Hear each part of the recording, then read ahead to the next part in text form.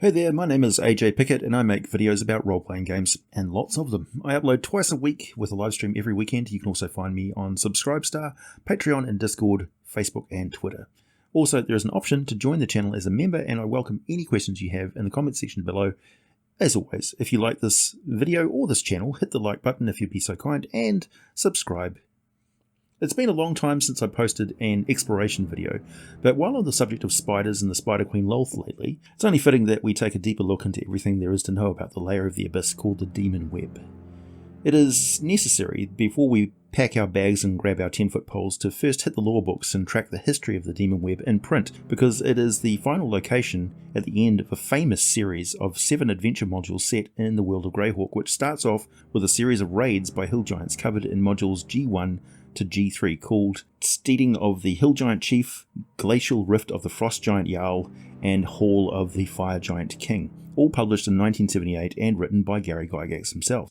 These adventures finish off with a path that leads down into the Underdark, tying them smoothly into a series of 3 adventure modules focused on the Drow, known as the D-Series. Descent into the Depths of the Earth, Shrine of the Koatoa, and Vault of the Drow. At the end of this last D-Series module, the players find their characters in the presence of a gateway to the astral realm which leads directly to the abyssal realm of Lolth, goddess of the Drow elves. The first in the Queen or Q series, Queen of the Demonweb Pits, published in 1980, is the first time players have ever had a chance to go into the Abyss in an official adventure. It was not only the first glimpse of the Abyss, but also the first dungeon delve that went to the actual home plane of demons. The Q series is really just the one adventure module. I mean, at the end of it, the player characters face off against a god, so not much can top that. You may also see all of these titles referred to as the GDQ 1-7 series, which has been called the greatest adventure of all time. A super module, with the characters starting at 8th level and ending up around 14th level, which was very high back in those early years of the game. Now, those of you who have followed my videos for years will have heard a lot about the Abyss, but for those relatively new to it, let me give you the basics of what the Outer Plane really is. A refresher course. First off, the Abyss is potentially infinite. It keeps expanding as demons go about their mission to corrupt and convert the entire D&D multiverse into a chaotic and broken, evil new multiverse, where their form of life is supreme and every environment is scrambled, generally evil and very random. The Abyss is where demons are made. They spawn from it directly, like twisted versions of elementals, blurring the line between inanimate matter and living matter. The Abyss itself is also, as a facet of this, a bit like a stupendously huge, ravenous and completely evil life form. Fortunately, it kind of got lobotomized by this ancient demon named the Queen of Chaos, and the rapid destruction and conversion of the multiverse slowed down a lot. Later on, lots of angels who were fighting the demons got a bit twisted thanks to the horrible shit they had to do to keep the demons at bay, and this made the other Celestials very uncomfortable, so they asked them to leave, and they all left and settled in the 9 Hells, which are most likely former Abyssal layers they recaptured from the Abyss and turned into their home base. Those fallen angels and archons are now known as the Devils. Their endless war with the demons is called the Blood War, and it wages across the multiverse constantly. Most of the outer planes of existence, which are all different versions of the afterlife the dead travel to based on their alignment, are involved in this primary struggle because, if the Devils and the forces of light fail, the demons will destroy all that is and create a new multiverse made up of nothing but abyssal layers. Okay, so the Demonweb Pits is known as the 66th layer, simply because it was the 66th layer discovered and named. It has nothing to do with its position. The Abyss is very chaotic. The layers shift and move all the time. Travel into and within the Abyss is also quite chaotic, and when using magic, you may end up just about anywhere. The Demonweb Pits actually counts as the 65th and 66th layers of the Abyss. It may also include another one. Boy, the jury's out what happened after the Sundering. Though it's not always so. This is a plane which is quite actively transforming, thanks to the influence of its most powerful inhabitants. Also, there is a much more serious threat located in these realms than the Spider Queen Lolth herself, which is a deep and terrible secret we will be discussing today. Pray that Vector does not grace us with his gifts for such hubris. Originally, Gary Gygax described us a plane of 2 parts. One was a void with many tunnels of web crisscrossing in a mad maze that led down to another location. This one was what appeared to be a desolate world of yellow sand and purple sky formed directly out of raw chaos stuff, and located there was a massive machine fortress in the shape of a colossal spider, mechanical spider, that served as Lolth's lair and part of her efforts to subjugate new planes to add to her abyssal domain. The implication of the words formed from raw chaos are dire, because Lolth is not a deity associated with creation. She only destroys, manipulates, corrupts, and transforms that which already exists. So put a pin in that, we will circle back to it later. The 65th layer is a seemingly infinite void, though it has a breathable atmosphere with no gravity. This void does have a bottom to it, but it's more of an arbitrary zone where one crosses over into a putrid realm, home to ruin and an ancient being, both primordial and god, named Guanadao, who was once a member of the Dark Elven Pantheon, kinda, and seems to have a fairly close alliance with Lolth. Guanadao is a god of chaos that is most likely an aspect of the Chained One, the mad greater god Tharizdun, and thus he has unrivaled powers to reshape reality and both destroy and create planes of existence. He's also a god of aberrations, oozes, tentacles, slime, chaos, and entropy. Oh, and ropers. One of his gifts to Lolth is the vats of chaos slime from which she creates her Yochlol handmaidens from willing succubi who spend centuries within the vats in horrific torment before emerging as fresh Yochlol demons. The touch of Guanadao is evident in their amorphous, slimy native form with its single large red eye. See, Guanadao was one of the first gods to come into existence. Although it's said that he was worshipped by primordial oozes of developing worlds, within the Demonweb there is a location called the Ugarshek orifice. This wheezing, spattering sphincter of tongue-red flesh fills a massive stone-walled chamber attached to a main thoroughfare within the Demonweb in a secret location. Now, while some would say that what lies within that orifice is another plane of the Abyss, it actually leads inside the body of a creature so massive its veins flow like rivers through vast tunnels of organic matter. Fleshy organs the size of boulders hang like fruit from the distant ceiling, secreting corrosive fluids into the living fields soaked in natural acids. This creature is not some far realm plane, it is one of the Drayden, creatures that existed at the dawn of time, before the formation of the outer planes. The orifice exists in the Abyss not because it is a portal to a different location exactly, but because the Abyss grew around the Drayden, along with the rest of the multiverse, out of the raw creative matter of chaos that the unimaginably vast creatures were feeding on as primordials spawned on them like ticks and fleas. Only Lolth and a few of her most trusted minions and progeny know that her realm encases a Drayden for all eternity with no hope of escape, because there is no environment for it to escape back into anymore. Nobody knows that Lolth has ventured into this orifice from time to time and tapped into the vast memory of this creature, to delve deep into the time-lost eras unknown even to the Oberiths.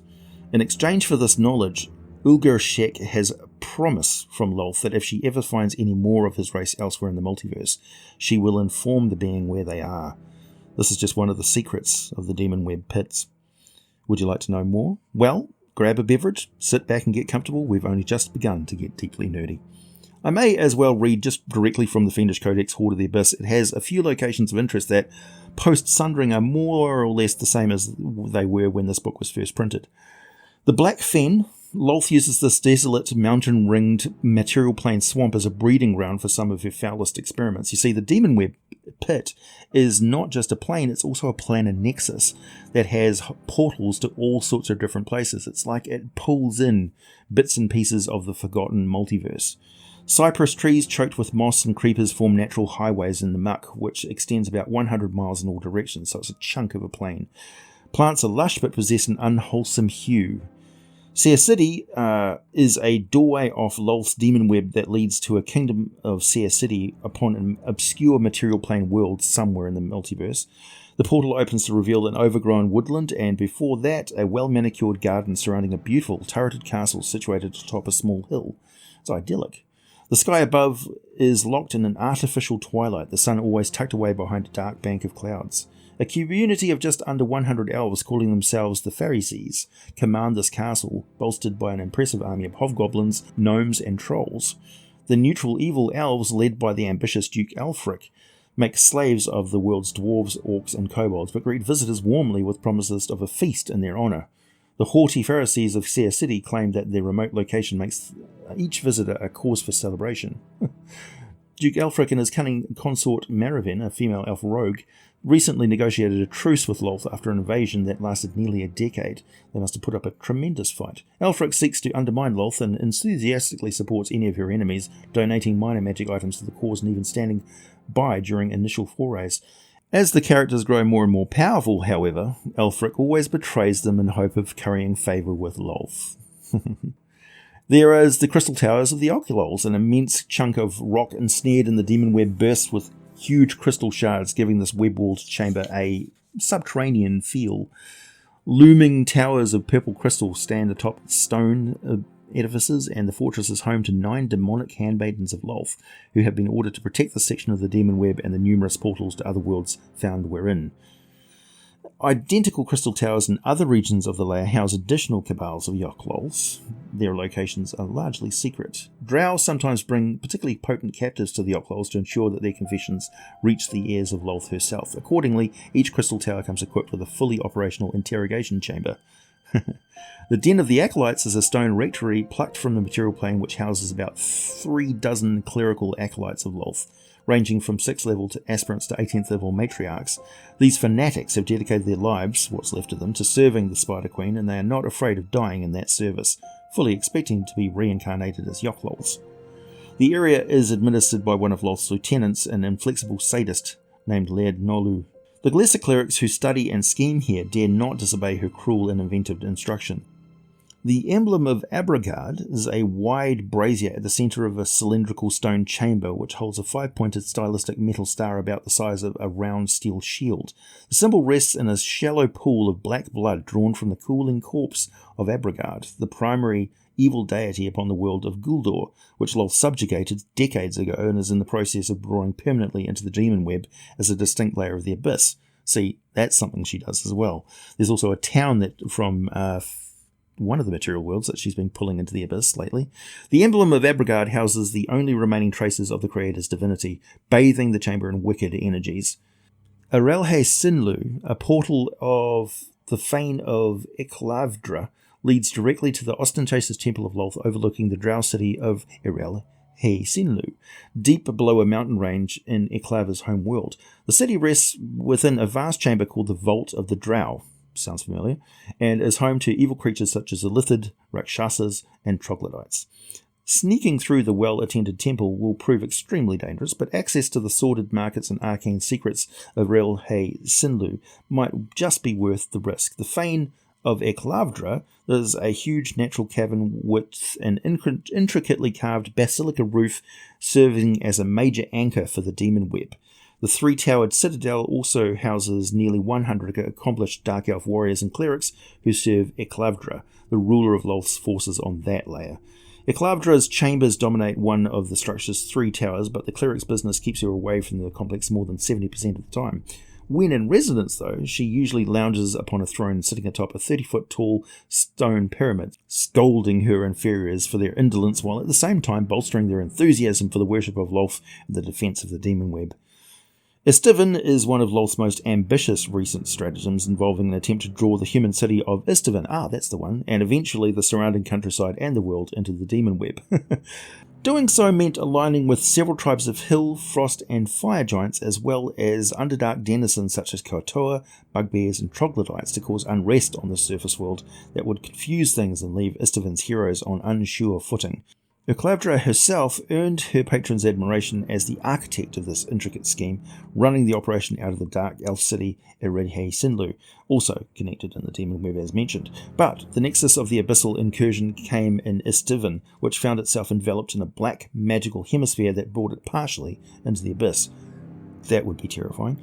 During that period of connection, a disembodied abyssal entity known as the Malgoth slipped into the material plane, finally escaping the imprisonment of the raw chaotic matter of the abyss it had endured for thousands of years.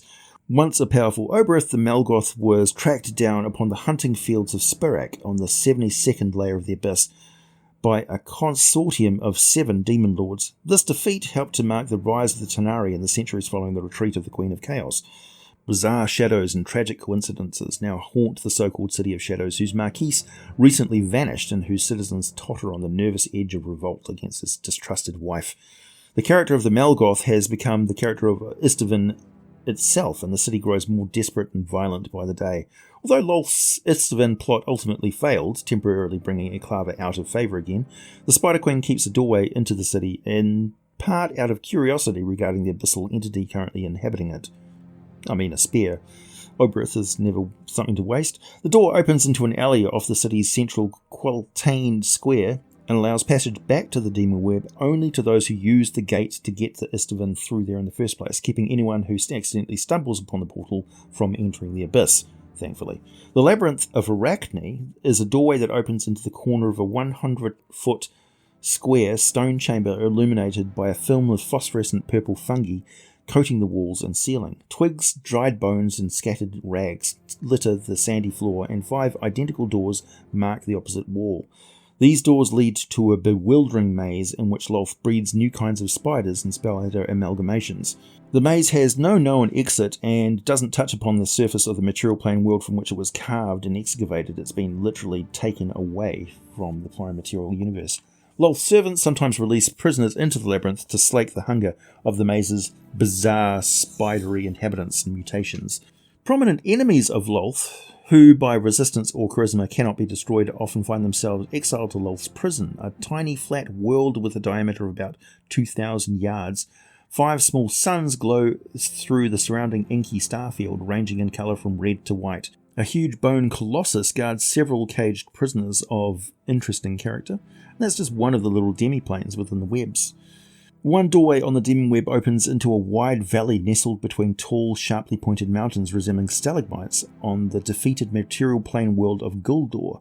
The sky is bluish purple and partly overcast, obscuring a sun resting low against the mountainous horizon. Stars hang heavy in the sky like ripe moons. Some 7 miles distant, a great fortress of sleek stone turrets and battlements built into a towering conical mountain plugs the subterranean highway to the mountain dwarf kingdom of Maldiv, the final refuge of all good to fall to Lolth's invasion of the entire material plane world. The beautiful, nigh impregnable fortress, Candlespire, is currently home to Corellon, the Drow goddess of vengeance and undeath. Though that may be a bit dated. The vengeful Banshee feels at home among the ghosts and howling spirits of the anguished fallen heroes who died in utter defeat, viewing the haunted realm as an appropriate redoubt in which to regain her strength and prestige after her humiliating defeat at the Hounds of Orcus over rulership of the 113th layer of the Abyss. Interestingly enough, female clerics of Kiaran Sirli and their skin-stripped Gelfmarin servitors occasionally abandon Maldiv to serve Lolth as assassins or help her combat an undead-using foe. Then there's a sole doorway that leads from the Demonweb to the forlorn courtyard garden of a moribund castle situated upon a sunless material plane world, the night world of Vlad Tolinkov. What few lichens and carnivorous plants still manage to eke out a living here do so only with the help of ancient magic employed by the master of the castle, the vampire lord Vlad Tolinkov. Tolinkov is but one of an extremely powerful and influential cabal of vampires known as the Union of the Eclipses, whose dominion spans multiple worlds of the material plane. Each member of this order claims to be its rightful ruler, but in fact all swear themselves secretly to the noble court of Canchelsis, a vampire demigod who dwells within the infinitely adaptable lair of the beast and mansion of the rake on the 487th layer of the Abyss. Lolth holds the dark royalty and admiration and treats Tolinkov as a diplomat, lover, and strategic consultant. Then there's the portal to the ship of Lolth. This is distinct from the others leading off from the Demonweb because it has a pair of huge bronze doors 15 feet tall and 10 feet wide. And on the face of the doors is smooth and featureless except for a small cube-shaped depression in the centre of the left door. Pale blue cube teleport keys fit perfectly into these depressions, and when so placed, a cube glows faintly for 1 minute, after which the doors open to reveal a flat desert under a purple sky. This is the one that Gary Gygax is talking about. Spells such as Knock and Passwall also allow passage, but no amount of physical force will ever open those doors. They're planar. About a mile from the portal stands a massive metal building with the aspect of a colossal spider. 2 bulbous connected chambers of bolted panels gingerly support 8 delicate legs.